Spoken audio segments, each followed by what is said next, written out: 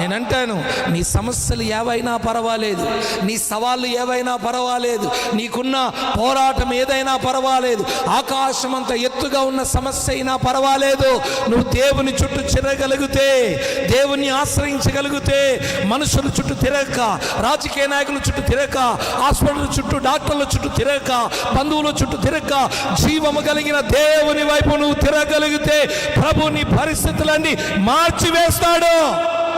హల్లెలూయా.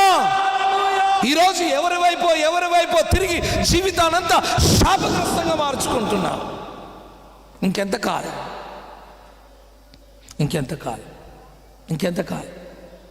నేనంటాను, ఇంకా అటు ఇటు తిరగడం మానేసి నువ్వు తిరిగేదేదో దేవుని చుట్టూ తిరగగలిగితే, ఆమేన్. ఎవరి చుట్టూ? దేవుని చుట్టూ తిరగలిగితే నీ ముందు నిలబడి ఉన్న ఎరుకో ప్రాకారం కూలిపోతుంది, ఆటంకాలు కూలిపోతాయి, సమస్యలు కూలిపోతాయి, వ్యాధులు కూలిపోతాయి, అన్ని కూలిపోయి వాగ్దాన దేశంలోకి హ్యాపీగా నువ్వు అడుగులు వేస్తావు, ముందుకు దూసుకొని వెళుతావు. హల్లెలూయా.